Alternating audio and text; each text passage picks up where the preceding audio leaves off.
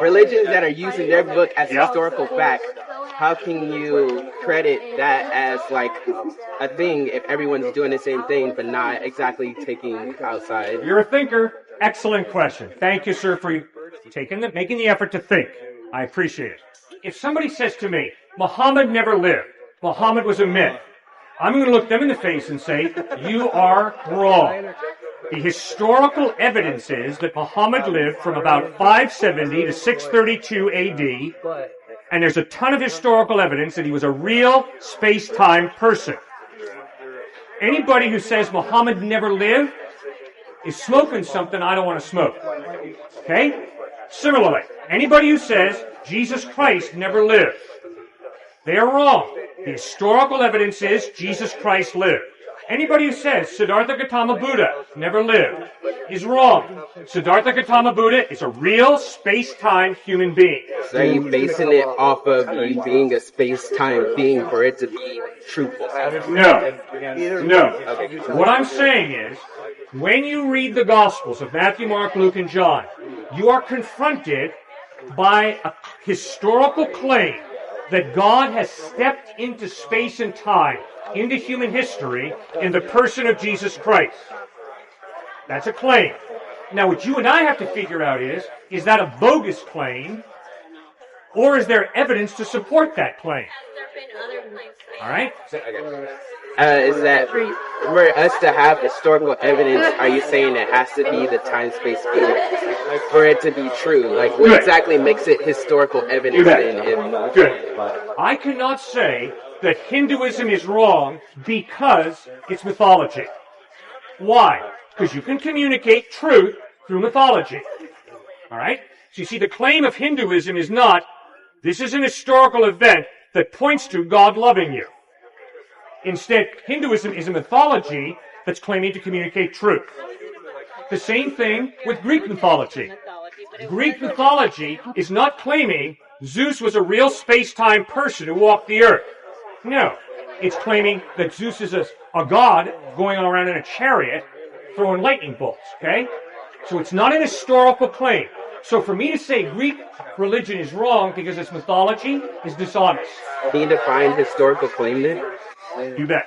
Historical claim is, I saw this happen, I heard this person say this, I was in an archaeologically verifiable place, not in a trance, I wasn't dreaming, I was cognizant of you being here today, I was standing here in front of the Stallions at Texas State University in San Marcos, Texas, and so were you, and we had this conversation. That is eyewitness reportage, as opposed to once upon a time, in the land of Nod, Winkin, Blinkin, and Odd took a boat ride. Like Genesis. That's not Genesis. Genesis is not once upon a time. Genesis uses poetry, which means you better not take out your stopwatch when you read Genesis, because Genesis 1 and 2 is poetry. Now, starting in Genesis 3, we have historical narrative. But Genesis 1 and 2 are not stopwatch history. Right? And also you said one of the points where it has to be the person in the right mind. Yeah. Okay. So a person has to be in the right mind before it could be historical evidence? Well, a person has to be reliable. Reliable. Even though they can't be out of the right mind, even though they're reliable. Well, if a person is out of their right mind, I don't think they're going to be able to write in a coherent, intelligible manner. I work with mentally ill patients. They cannot write literature that flows and is reasonable. It's disjointed. Okay, yes ma'am, go ahead. Why is it that in Christianity, we're asked to believe all these fantastic stories that were, again, plagiarized from more ancient texts, but yet we're told that because they're not Christian-based, that they're not as equally real or could have happened. It's a disjointedness of the whole thing that I don't understand. All right. Because all of those fantastic stories that we find in the Bible and that we are told are for real and should believe happened many centuries before that and were transposed into the Bible. But yet we're not supposed to believe those fantastic stories that happened before Jesus came.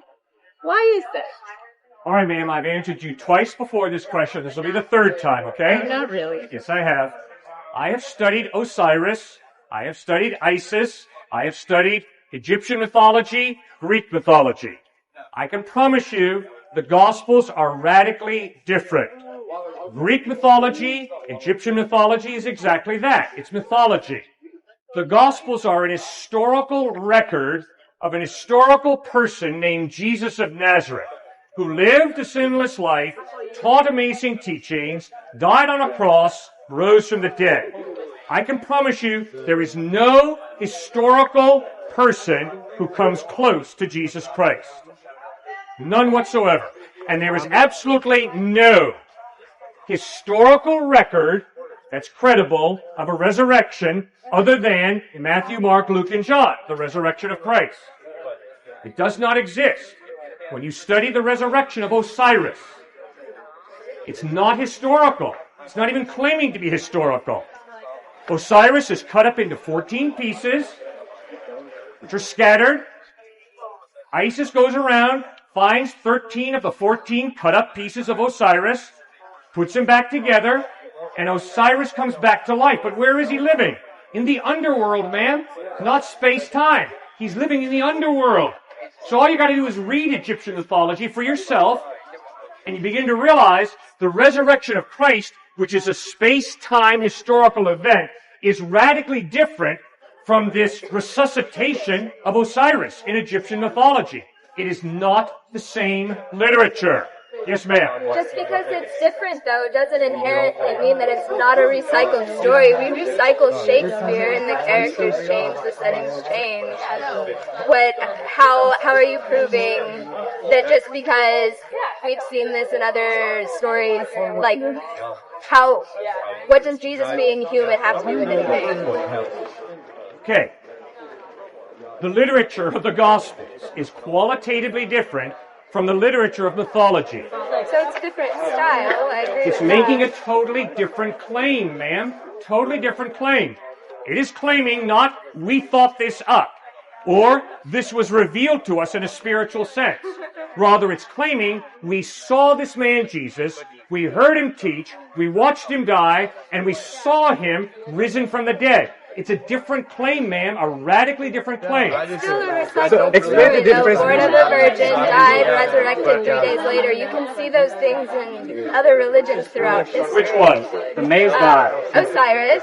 No, Osiris has a type of spiritual resuscitation that is qualitatively different from a bodily resurrection. Mayan hero Explain the difference had a between the virgin Quran birth. and the four Gospels. Because the Quran is technically historical evidence. Yes, it follows your points that you used.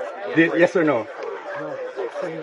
The Quran is a very reliable document that tells us what Muhammad taught. Yes. Okay, so if that's a historical evidence, so do you believe that Muhammad al-Rasul is the last messenger sent by God? No, I don't. But if you don't believe that, why not?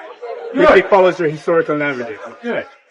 Sir, just because we have an historical record of a murderer does not make the murderer true. You're using a homonym fallacy. Please don't do that. Just because you have an historical record of evil does not mean I'm going to trust the evil. So, just because we have an historical record of Christ does not make Jesus the truth, guys. If any of you think you've misunderstood me, I'm not saying Jesus is the truth because he was an historical person. That is not my argument. My argument is, this is the claim of the text, that he was a real space-time person who made a claim to be God in human form. God come to the rescue to save us and give us eternal life. Now the question is there historical evidence that points to him being a liar, a wacko, What up, man? or is the evidence that he's reliable and trustworthy? And my point is, the historical evidence of his life, teachings, death, and resurrection points to him being reliable. Whereas, the historical evidence for Muhammad is that he was from Medina, he was a leader in Medina, and then he founded the Church of Islam, or Right. the Ummah, as that's the proper terminology. He founded the Islamic faith. okay. But as I read the Quran, there are so many contradictions philosophically. There are so many contradictions in terms of his lifestyle that I cannot trust Muhammad to reveal God accurately. You may notice I read the Quran. All right. Repeatedly in the Quran, Muhammad writes, Jesus is not God. No problem, except the eyewitnesses who heard Christ, who watched Christ, In the Bible. insisted that Jesus is God. In That the was his Bible, claim. not in the Quran, in the Bible. Let's just put that In the separate Gospels, then. that's Okay. right. Just make In sure. the Gospels, Matthew, Mark, Luke, and John record that Jesus claimed to be God. So now I have to make a decision. Is the Quran written over 500 years after Christ by a man who was born in 570, who obviously never met Christ? Is that a more reliable source of information about what Jesus claimed than the eyewitnesses who saw Christ, who lived with Christ? Sir, that's a no-brainer. If I want to find out about an historical person, I don't go to some dude who lived 500 years after the fact. But then Instead, again, I go to the eyewitnesses. the Gospels were written a couple hundred years after the fact that Jesus died. Yes or No, no? sir. No. Please tell me. You bet. Clement, Bishop of Rome, in 95 AD. 95 AD. 95 years after Jesus. No, 60 years after Christ, he's writing letters in which he quotes Matthew, Mark, and Luke, and the letters of Paul. So, you've got a letter, 95 AD, written by Clement, Bishop of Rome, in which he's quoting the Gospels, the writings of Paul. Obviously, they were in existence. They're being quoted in letters written in 95 AD.